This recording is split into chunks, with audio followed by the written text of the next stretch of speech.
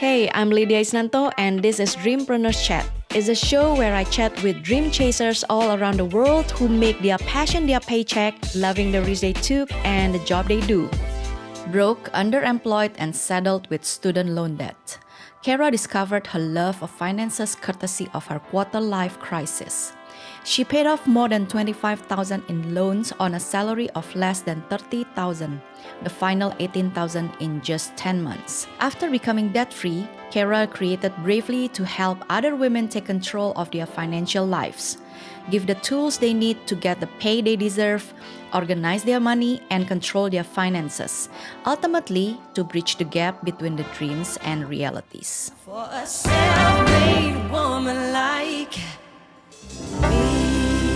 Welcome back to the Dreampreneurs Chat show, and today we have another amazing guest here, Kara Perez. I met her at the Boss Babes event.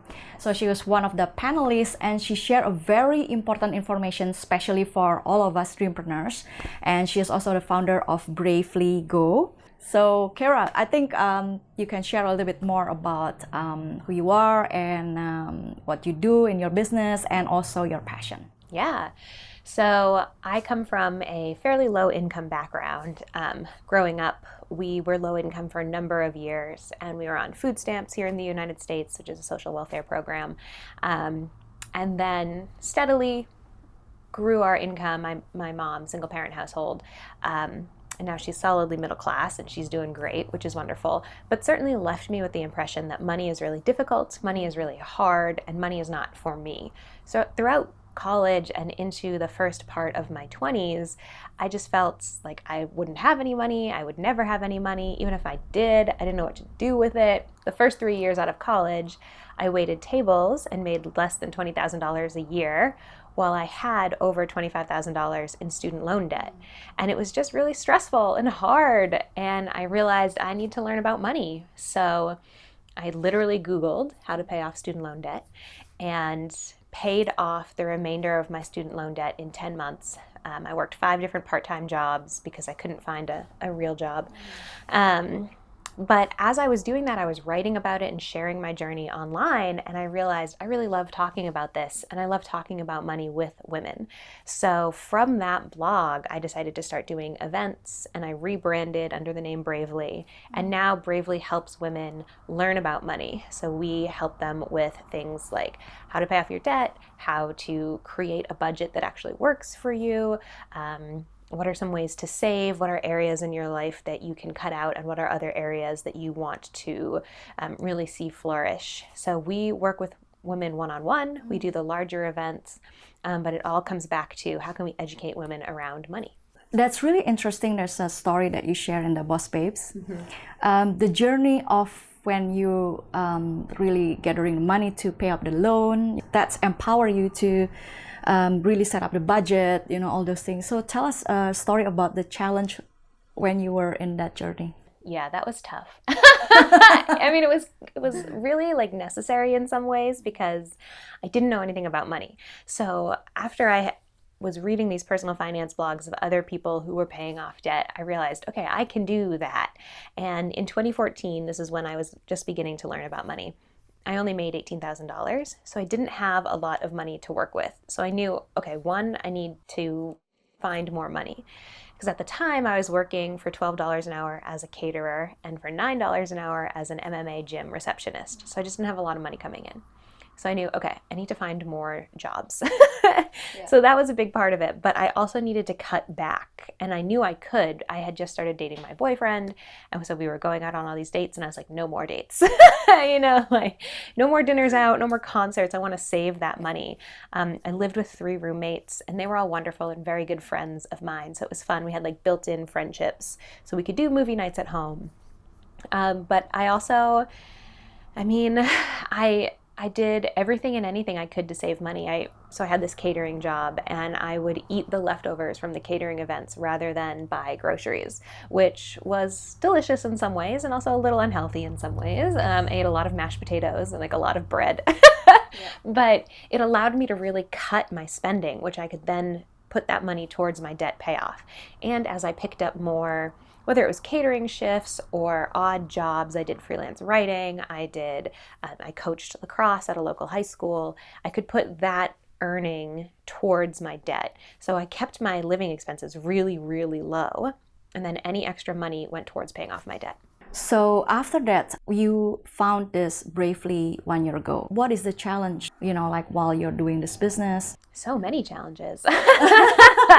So I founded Bravely with $3,300 that I had saved. And the challenge has been, how can I put together really impactful events that are beautiful and educational and people want to attend, but how can I keep them affordable while also making money? And Bravely has grown, but really slowly, because I'm just a team of one, and I do all of our website content, I do all of our event content, and it takes a lot of time. So I would say the biggest challenges are being smart with my capital as well as being smart with my time. What is worth my time and what is not worth my time? And that's an ever-evolving conversation that I'm having with myself. Now, is this the most challenging, or the previously working job to jobs is more challenging? Or Yeah, that's such a good question. In some ways, this is more challenging, but in other ways, when I was paying off my debt, I had 5 different part-time jobs, and I would work them every day of the week. And it was sometimes I would wake up and do some freelance writing and then have to go to a catering event in the afternoon and work until midnight, and then wake up the next morning and have to do coaching or something. So I worked many jobs, sometimes multiple jobs a day, every single day. So I was just really tired and I was really burnt out because everything in my life revolved around debt payoff, which I chose to do because I knew, okay, I don't have $100,000 in debt. At this point in time, I had a little over $18,000 in debt. So if I was really serious for a short amount of time, I knew I could get to zero faster. So I chose to be really aggressive with it, which was hard in terms of scheduling myself and maintaining my energy levels, and also just trying to figure out money. I was still learning. But now with Bravely, I know a lot, which is great. And I have more money than I did before, which is good. But you still have ups and downs as an entrepreneur. There's months where I'll do an event and I'll make a lot of money, and then there's months where I try and sell tickets to an event and no one wants to come, and so it's hard understanding, what does my audience want? When do they want it? What will they pay for? What's the right scale to hit? So it's different challenges, I would say. And despite of all the challenges, and you keep going, so what makes you keep going? Yeah, so what's kind of a blessing in disguise is I never did have a high-paying, powerful job, right? It's not like I'm not one of those people that I left my $150,000 a year job to pursue my dream. I left my catering job. It was really easy to leave that because it sucked. So I keep going forward because I genuinely love what I do, and I think I'm having an impact on the world. I know I'm having an impact on the world, one woman at a time. And what was my alternative? Just keep catering, keep working at the gym? No, thank you. So it makes sense for me, as well as being a way to really have an effect on the world around me. And women is the most difficult part is in their spending, I think. I mean, I am a filmmaker. Like I spend maybe not on Prada or Gucci, but I spend more on the gears. Yeah. Where I realized that as a creative, I find that even, like 10 years I've been in the business of videography and photography back in Singapore. And I find that after 10 years, I see my, income sheet is like, oh my God, it's like I really earn literally nothing, like what's happening, So what do you think the most important for women to take note in their, especially for creatives, for business? Is it in their budgeting, or is it in their earning more income, or what the best advice you could give for creatives or entrepreneurs, dreampreneurs? I think a lot of creatives and dreampreneurs think of themselves as creatives, and numbers and money is not creative. So they don't want to look at it, and they think, no, that's not for me. I just want to be in my art, and I think that is wrong. You can be very creative with your money. I think of frugality as an exercise in creativity. How can I make this dollar go further? I also think the number one thing people need to do is look at the numbers, because numbers don't lie. If you don't have any money coming in, the numbers are going to reflect that. If you have a lot of money coming in, but you don't know where to put it, you don't have an income problem, you have a spending problem. But if you don't have any money coming in, you have an income problem. So the problems may be different, but the way to solve the problem is to look at the numbers. And you can do that in your personal life too, or your business life. But you just have to sit down and say, here's what I've got coming in, here's what I've got going out, here's what I want to do, how can I make all of this add up? Sort of what I was just saying, not everyone has the same problems when it comes to their money, and not everyone has the same goals. Some people do want to retire by 33, some people want to own a house, some people want to have kids. Your life is very different from my life, and that's great and wonderful, but it means our money is different. So a lot of people in the money community give this blanket advice: save 20% of your income, invest in this account, but that might not be the best thing for each individual.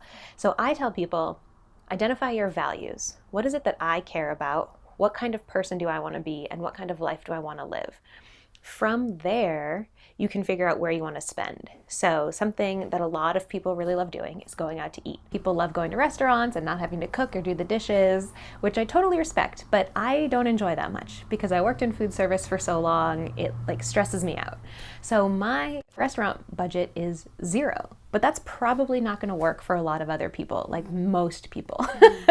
And so it doesn't make sense for me to say everyone needs to have a zero restaurant budget. There are going to be people who try that, and then I call it rubber banding. They rubber band back to overspending, and they're going out to eat every single night. So identify your values and say, I really love food. Food is really important to me. I like going out with my partner, with my friends, and not having to clean up. So I want to have a $300 restaurant budget.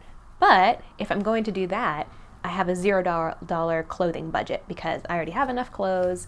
I work from home. It doesn't really matter what I wear. So understand, what do I really, really care about and spend on that? And what do I not care so much about and pull back in those areas? For all of us Dreampreneurs, especially for people who still finding out their passion, and like for example, this year we have $300 for food, but then in the midst the journey is like, okay, I'm gonna try one more, probably fashion, maybe like fashion design, then spend on the classes or spend on going out to the events of fashion. So within that $300 you will have to divide 150 and 150, or what's the best way to handle that? That's a tricky question. I think it's fine for your values to change and for your interests to change and for your money to change. But you have to be really honest with yourself. If you're spending mindlessly, just trying to find your passion, and you're not really tracking what interests you or figuring out, okay, I thought I was really into food, but turns out I'm not so much. Why? Ask yourself why,